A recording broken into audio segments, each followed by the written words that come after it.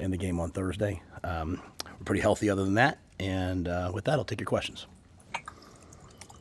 Jiren, it's a factor in a lot of different ways, leadership on and off the field. What kind of loss is that on the field, and then how can he still contribute off the field? It's a tremendous loss on the field. He's a great football player. He plays on all special teams. He's a wideout. He's a running back. He's a fullback. He's a tight end. He can just do it all. Selfless. He's a great teammate. I'm sure he'll continue to inspire his teammates though with his attitude, and I just know how much he means to everybody. So he doesn't mean a lot to us because he's a good player, though he means a lot to us because of who he is, and so everyone will rally around him, and we'll watch him come back better than ever.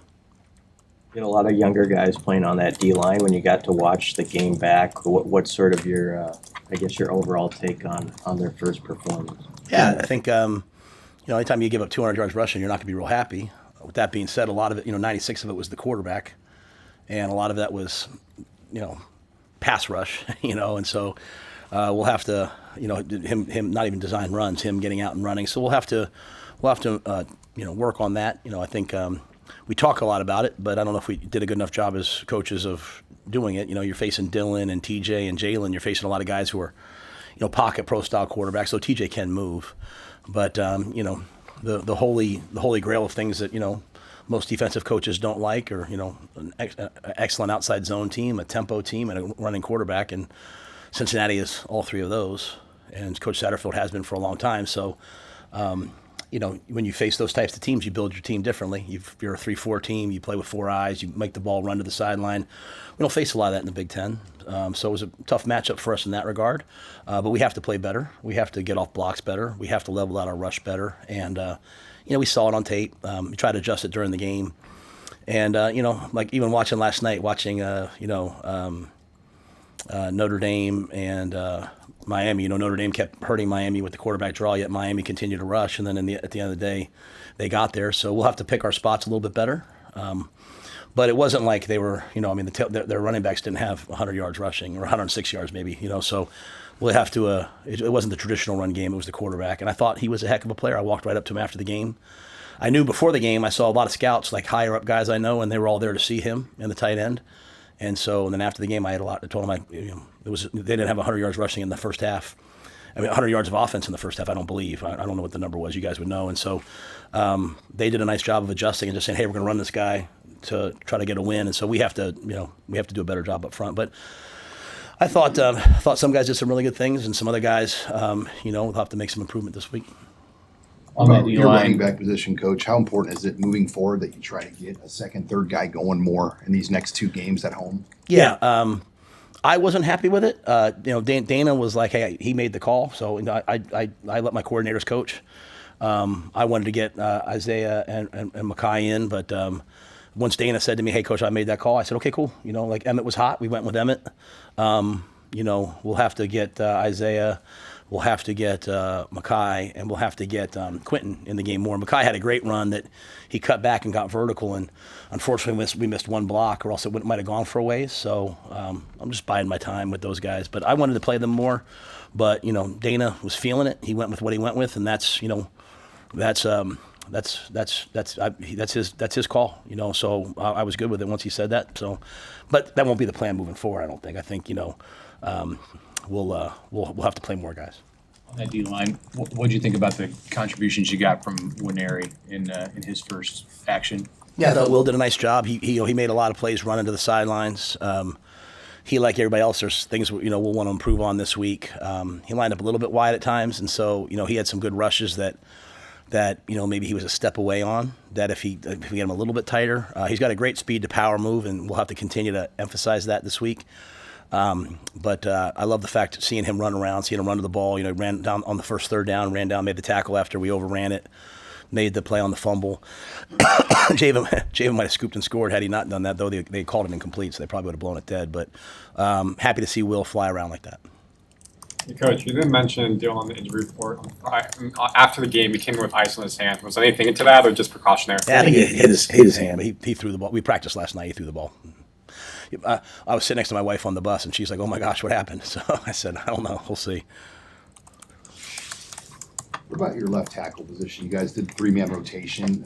Did you like how that went? And do you have to eventually kind of settle in on a guy? Yeah, we're not going to be a 3-man rotation real long, but you know, I mean, I think everybody had some good plays. Everybody had some plays you like back. I mean, sort of some of the things I talked to you guys about one last week, held true, right? So I mean, we false started at the 1-foot line, but there were also a lot of good plays too. So we just felt like everyone deserved a chance to play, and we wanted to put it on tape. I think sometimes you have to see your team versus other teams to see exactly what you're doing well and not doing well. The old, I don't know if Coach Osborne or Coach Solich said it, but Coach Paterno used to say to us all the time, you make your biggest improvement between week 1 and week 2. So part of that's also kind of refining that and seeing where those guys fit. And, at right tackle, we played just Teddy. We didn't play Tyler. So we'll go through this week. I think the good thing is I think everyone knows that we'll rotate. So they all have to have a chance to compete in practice. And as a player, that's all you can really want is a chance to compete. So we graded the tape, and we'll just kind of look at it this week too.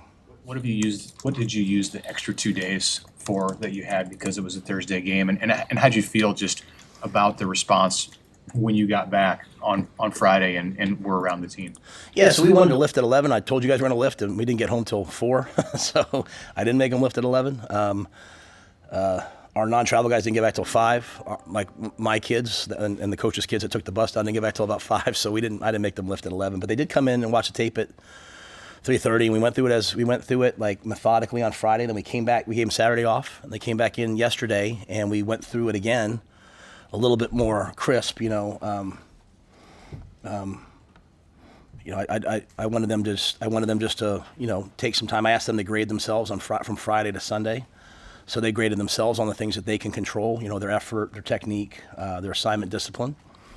And then yesterday we came in and we just, we had another day to lift, another day to recover. A lot of guys came out on Saturday, I know, to recover. And then we had an actual practice yesterday. So it was good to have, obviously Akron played on Thursday, so we had a chance to see what they're doing. And we went out and we got a lot of work yesterday too. Maybe this is a question that's fit for each level of the defense. Did you feel like your defense flew around and ran the way that you were kind of hoping they would? I think they played hard. I think John said it really well. I think they played hard. I think we have to play faster. And this part of that's key. Now, I say this. I thought we covered really well. I mean, in modern college football, to play a Power 4 team and hold them to 69 yards passing, I don't know how often that happens. So I don't really know what the narratives are out there. Like I know that that's really hard to do. And I think, like your Sierra, you get no targets, but he's sticky. Like you look at last year and you look at this year, we're way stickier. And I thought 4 was a heck of a player for them. I thought he was a really, we knew he was a good player from La Tech, or I forget which one. I get confused, but we knew from previously he was going to be a good player. He's fast, he's athletic. And so, I thought he was a really good player watching him out there, and I thought Andrew Marshall played really well. I thought Donovan Jones played really well. I thought Keese played really well. We covered well. Guthrie got in the game. He played well. Early in the game, I felt like we weren't running good angles, which is disappointing because that's all we talk about. And that comes down to trust. It just comes down to trusting yourself, but trusting your teammates. And sometimes you have to go out and play a game or two and see it and then be like, oh, geez, I have to fix this. So early on, I saw a lot of guys just trying, kind of breaking down a little too early. So we emphasized that again yesterday. They got better as the game went on. We were so dominant in terms of the time of possession that sometimes almost on defense, you'd like to get into a little bit of a rhythm. It's like we went 3 and out, and then they knocked the ball out. We scored, and then we had the ball in the second half. They went a long time without playing. I would have liked to have seen us play a little faster, but I think the biggest thing is just playing fast. Sometimes tempo has a chance to do that to you. John's getting the call in. Guys are panicked because they feel the tempo. They're not really getting the call fast enough, making all the checks that you have to make. And so just settling them down, I think, was one of the things that showed up on Saturday. But I think I think the positives are, a year coming in saying, hey, we want to stop explosive passes. We gave up one explosive, which was on a quarterback scramble. We took the ball away twice. I think we were really good on third down. Just, some quarterback runs we have to improve upon. You mentioned Cincinnati's tempo picking up late in the game. What do you do? Is that something you feel like you have to address this week? Yeah, I think so. I think once you put it on tape, it's on tape. Now, not many teams play like that very much anymore. But that being said, we have to address it. and then you have to address what happened when they went tempo, right? It wasn't like they went tempo and just that's what it causes, but just the detail and the communication. And I think when we watch the tape, taking it away from like these global macro, oh my gosh, we can't do that. Like, no, you just be where you're supposed to be, and just taking it back to football and taking it out of emotional statements, which sometimes after a game, players can be emotional. Coach, that's why I said, hey guys, on Friday, watch the tape, grade yourself, and Sunday come in and really dive into this tape. And it's like, oh, okay, we just do this a little better, this a little better. So it's the things I'm talking about, communicating the call, making the check, right on the right angle. A lot of those things, I think, if we we have to just get a little bit better at. Coach, how pleased with you how pleased were you with special teams? It seemed pretty clean, and obviously Cunanan was awesome kicking. Yeah, well, again, I don't want to go for all the negative narratives. I'm not going to go for all the positive ones because people keep saying that, but I wasn't completely happy with the special teams. Like, we kicked the ball out of bounds. The opening kickoff went out to the 27. So there were some good things, but like Eck got on the guys yesterday, and as he should. Like, we had chances for touchdowns. Like, first kickoff return should have been a touchdown. You watch the one block punt we go after. We have 3 guys go after it, untouched, and we don't block it. So, for us to be the team that we would like to be, we're going to have to take advantage of the opportunities we get. And so I thought they were good. The special teams were good. They just weren't at the level. I mean, we didn't make any game-breaking plays. And we have really good players. And I want our players to go make plays. And I want them to line up. I don't want them to be cautious. I don't want them to worry about what if. I want them to live in a world of what is. And the what is, hey, go make the play. And so Eck shared that yesterday. And I shared it again, too. Like, we give you a job to do. I want you to go out and do it and attack. I think Jacory made the first guy miss every time, yet we didn't have a ton of return yards because it was like the second guy. And so things that, missed assignment here. So it can be way better. I was really happy with the battery. I was really happy with the snap, the hold, the kick. I was really happy to see, Kyle get out there and knock that ball through. I was really happy to see Arch get out there. I mean, they had no yards returning. You look, Marquise Buford, you look, the one down the field punt, his first punt, Marquise gets doubled, he runs through 2 guys. This guy played all the snaps at safety pretty much except for a few, and he's running on punt team. So I think there are a lot of good things, but I want our players to know that we expect to make big plays on special teams, and that's what Coach Eckler expects. So I expect it, and we had a chance to, and I wish we would have made a couple more of them. Saturday is your home opener, even though Thursday probably felt a little bit like a home game. What's the anticipation being inside your stadium with all your fans here? I can't wait. I think I don't know if there's anything better that I've been a part of in my life than a night game at Memorial Stadium. It's unbelievable. So yeah, Thursday night was awesome. I loved it. Like, it was, Andy Reid shakes all of our players' hands, talks to the team, right? Like, Patrick Mahomes is on the sidelines. Like, Travis Kelce, Taylor Swift. Just the who's who. Our fans showed up. They were so loud. So it was amazing. I just can't thank them enough. I mean, I'd love to go back there, to be quite honest, and play another game there at some point.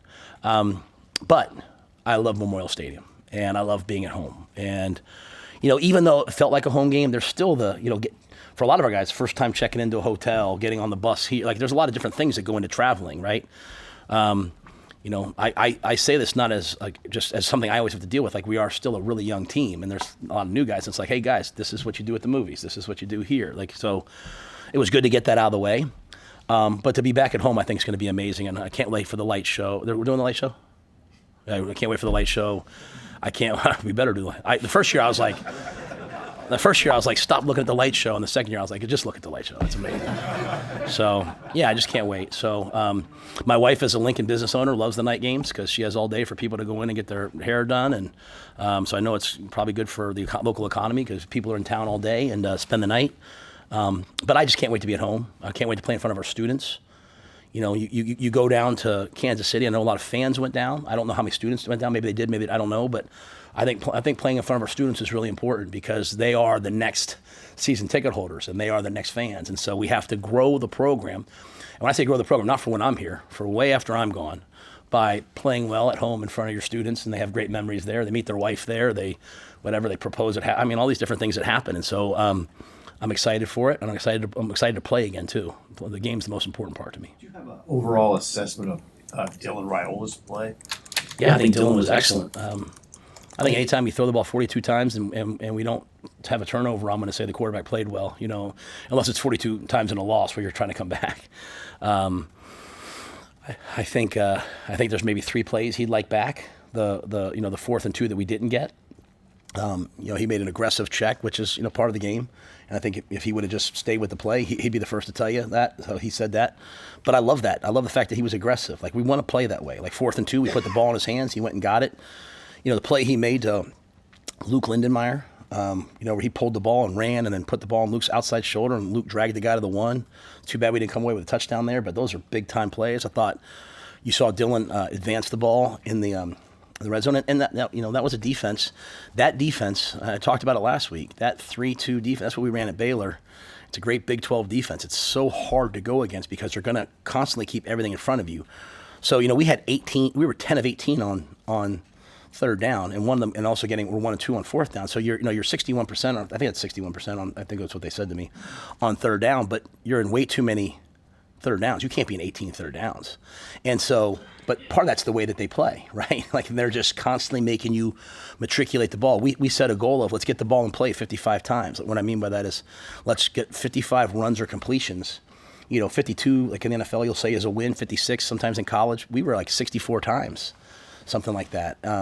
But we just never kind of broke them. And then when we got down the red zone, we had to kick 2 field goals, right? So, but I don't put that on him. I think what Dylan showed us was the maturity. Like, he's got Patrick Mahomes there, which he obviously respects and is friends with, and he's not out there. He wasn't out there trying to make cowboy plays. He was playing quarterback, and that's what I want. Like, we'll get better and better and better. I thought in the first half, our run game, we had 76 yards rushing in the first half. He was getting to the right checks, and I think, he'd tell you there's maybe 1, maybe 2 plays he wishes he made a different check. But, guys, we give him a ton of freedom. He has more freedom than most quarterbacks in the country probably have. And so, and he's right most of the time.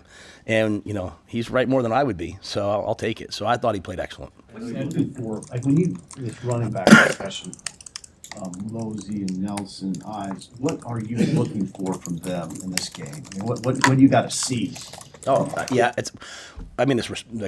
There's no running back discussion for me. We have backup running backs. We have a starting running back, and we have backups. If the starting guy he got really hot in the way the game went, we had these long drives. I think they're the backups, and when if he needs a blow, we're going to put them in. But he's the guy right now. I'm just looking for them to have another good week of practice. They had earned the right to play more. We just got in the game, and the coaches decided not to play them. Tough. I looked at them both. I said, bide your time. Your time's coming. But sometimes that happens, you know what I mean? So, but it's nothing about them. It's just that, like, Emmett was out there, and Emmett just looked like he was on a different, like, I showed our guys, the great things we did in the game, and I wish we would have just made one more play, was, 7 minutes on the clock. They just scored to make it a 3-point game, and we ran off 5 minutes off the clock, and we did it in an aggressive manner. But Emmett ran the ball, caught a ball in the flat where he gets knifed. Most guys would drop that ball or fumble. He doesn't. Then he runs the ball on 3rd down. I mean, he was just in a zone. And I felt like, or Dana felt like, hey, we're going to keep him in there. So did EJ. It's hard to do that the whole year long. That was a must-win game, and the game got closer than you probably wanted it to. It felt like it was going to go one way, and then it didn't. Credit to Cincinnati. And as I said to our guys, this is Power 4 football. Everyone has to get adjusted to, like, they have $20.5 million to pay their players. You know what I'm saying? Like the days of old are over. Like, Power 4 teams all have every team has $20.5 million to spend on their athletes. So they're going to have good guys. Like, you know what I mean? Like, it's not like they're all just going to, like, the last couple of years, like, the really good players on teams like that would just leave for money, at NIL money. But now you can pay them. Like, you're going to face a lot of good players. So they came roaring back. And I think this, if I'm being honest, I think that's probably what was good for our team, like, to have that kind of a game. Like, we had to play 60 minutes, and we had to look at ourselves and see what we didn't do well, kind of questions you asked, and try to fix them. But, yeah, so I just think Emmett was hot, But I'm just going to tell you, I think when Mosey gets out there, he's going to do big things. I know Makai's going to do big things. I'm excited for them. It didn't work out the first game. We'll hopefully get him in this game. You felt must win? I think they're all must-wins. I mean, but I guess what I'm saying is, you get into the game, it's like, I expect every game. I'm not like I got different guys on my staff. I expect every game to be 17-16. So I'm never disappointed. Like, people that think every game's going to be easy, then they get into a fist fight, they get surprised, and they're like, oh, shoot. I expect every game to be hard because I respect my opponent. It's respect without fear. So, like, I was preparing for it to be a battle. It just was a weird flow to the game, if that makes sense. Like, again, 19 minutes in the first half, 10 in the second, and then I think our time possession was pretty close in the second half, right? So just a weird deal. And if you think about it, I'm always saying make one more play. So Coach Paterno with me, just make one more play. Like even last year, we lose these close games. You guys say, what do you think? I say we got to make one more play. Well, Malcolm made one more play. I wish our free technique would have come underneath and sacked the quarterback on the long run, and then we wouldn't have had to make that play. So everyone's just got to. We're just going to work everyone to make one more play. And I think watching a lot of the college football you watch this week, and a lot of games came down. There's a lot of games that are 50-0, but when you watch Power 4 on Power 4, most of them came down to, a play here and a play there, right? So happy to see Malcolm make it, but that was long-winded to say. Like we had to get Emmett going in that game, but Mosey's ready to go, and Makai's ready to go, and Quentin's back, and he's ready to go, and Quentin brings us a physical back too. So I think you'll see them all play. Last year, when you guys wanted to go 12 personnel, you had Thomas, you had Nate, and you had Luke. You could have Bonner if you wanted to use him. At this point, it's Luke. One guy's in the NFL, one guy's in the SEC, and Janarin's hurt. So how do you feel about Heinrich and Caden Ectornot and Eric Ingwerson and some of those other guys that may have to now come in and be the blockers now that Mac's hurt too? Now that Markway, yeah. When we played the last game in 12 with Luke and Heinrich, I think Heinrich is going to get better and better and better. I think he has a unique skill set. I think it was good for him to play that game, right? So he could get a feel for what it's like, and I think we'll take advantage of his traits. I think now's the time for Carter to really step up. Like with Wood being down, because he can do a lot of things that Wood did. With those guys being down, it's his time. Carter obviously had double hip labrum surgery in the spring, so we've brought him along. We had to bring him along slowly during camp, but Carter's as talented a guy as there is in the country, and so it's his chance. And then I feel really good about Eric Ingerson. I feel really good about Caden Ectornot. Caden played on special teams for us, and I'm going to tell you, if Danny King goes in the game, I trust Danny. I think Danny King's going to play here. I think he's a walk-on football player that I think will end up playing here at some point, kind of like Luke did. I think it's a matter of not who we don't have, but like who do we do have? We have Carter sitting right here. It's his time. It kind of timed out perfectly. Not Jiren getting hurt. I'm not saying that. I'm saying just, hey, he's getting healthy now. Okay, we're going to need you to go out there and play, and then he can also do some of what Wood did. Hey, Matt, kind of playing off of what you were saying about getting into fist fights with teams, that not everything's going to be close. There's been a lot of discussion about strength of schedule in the last couple of weeks with the committee, and then the SEC goes to 9 conference games.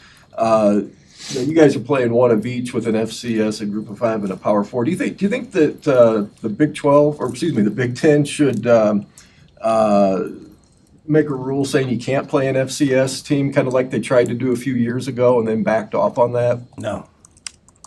I think FCS schools depend on playing FBS teams. I think I was in the FCS. If you don't have an FBS team, it's hard to fund your football team. It's hard to fund the rest of it. So I think the SEC has been really smart over the years. They play their FCS team late in the year, so as they're getting ready to go on their playoff run, they play them before the last game, which I think is a really smart way to schedule. I just think if it was up to me, which it's not, across college football, everything would be similar. If we're all playing 9 conference games, we're all playing 9 conference games. It would just all be similar, so that it's easy to compare. I think it would, it would hurt. It would hurt. Like you look at the year, like I remember just watching Coach Truss when he was at Ohio State. I don't know how they schedule now, so I'm not smart. But back in the day, like, hey, you're going to play an Akron, we're going to play a Kent. Those athletic departments are counting on that revenue. So I've been at those places. Yeah, I've been at Temple where like we're counting on, going here and making that money to make ends meet. So I wouldn't make that rule. Hey man, you ran out on the field, led the guys out. Was that a one-time thing? I think he's mentioned it might be a one-time thing. Yeah, why did you pick Cincy, and did everything come out? Are you healthy? I ran as fast as I could. I wasn't sure how that was going to go. No, that was just like a thing between the team and I. Like just it was about working hard all summer. Like before I left over the bank, I was like, hey, everybody needs to work hard all summer, and the best way to improve the team is to prove yourself and self-mastery. So I was like, hey, I'm going to work out every day. I'm going to get under a certain weight, and I'm going to run out in the team with you guys. And so it was just like a fun thing. And then I had a couple guys saying, you need to do that every week. And I was like, yeah, right. So, I've always felt like this should be about the team. I walk out the side and let the team run out. But it was fun to do, to be quite honest with you. And My wife commented on the look on my. They put that video out, the look on my face. But that's how I feel about this team. I like this team a lot, and I like being around them. I like who they are as people, and so they bring joy to me. And so running out with them was really a fun moment for me. One of the funner moments I've had. I've never run out with a team before, ever. I don't think ever. So that's the first time in my whole career of maybe someone can find something. I don't remember it, but I don't remember ever running out, and certainly not that fast. So it's as fast as I can run. Hey, with what you said about the number of third downs that you faced, how do you feel after one game in comparison to before that game about the ability of your receivers and offensive weapons to create big plays? Some of the big plays that you didn't see as much of in that game. Yeah, that's not an issue to me of that. I mean, like we ran a double move inside post with Jacory. He ran right by the safety, but the backside safety's playing with huge depth, and Dylan hit the backside in cut. I think I don't think it has anything like you think about the plays like Isaiah on the fade ball on the left sideline. He kind of throws the guy by, catches the ball, but he jumps for it. If he just lands on his feet, he walks in the end zone.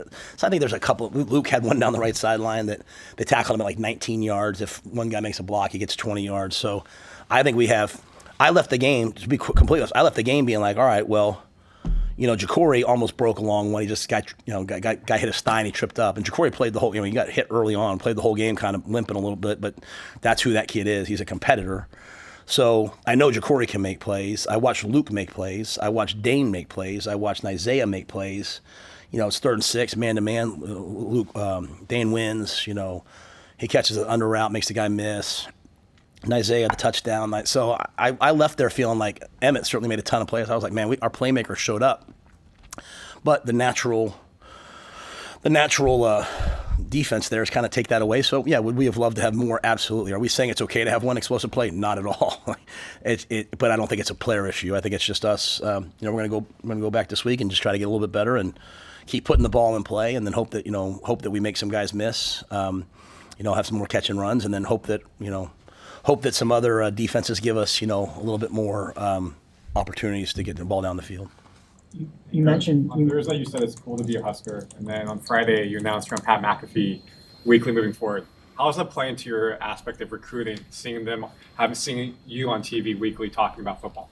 Yeah, I want to make it very clear. It's not. I don't want to come across like it's about me. Like I'm not trying to be a media personality. I mean, I'm doing a podcast. I'm on Pat McAfee. It's just that I just feel like nationally in recruiting we need Nebraska. We need all out front and center, right? And so. We need to we're doing more social media than we ever have, right? We're pushing as many things out as we can. We're, Pat McAfee, I mean, it's not just national. It's international at this point, right? So, and you think about ESPN. ESPN is a large SEC presence, right? So, by myself being able to be on Pat, you have a Big Ten presence now on ESPN, and I can represent University of Nebraska. So, that to me is. It's an unbelievable opportunity. When Pat asked me to do that, I was floored and excited. I like Pat a lot too, but I think it's just really important for us in recruiting to be out there as much as possible because I think that's what young people want. They want to go to a program that's out there and that's trending and that's forward. And so like Friday we went down. A bunch of players and I went down to Bud Crawford's send off. Right, yeah, and yeah, it's pretty cool that you can come to the University of Nebraska and see the pound for pound king is right down the road. He comes to games. I mean, I want all that. I want people to come to our games and stand on the sidelines. I think I think there should be 1,000 people on the sidelines. There should be every former player should be on the sidelines, and as many people as we can. I think people should turn the games on and be like, I want to go check that place out. So so I'm trying to constantly push all of that as best I can. While at the same time, making sure you're not too busy, but we have plenty of time. Someone else? Thank you. Thank you.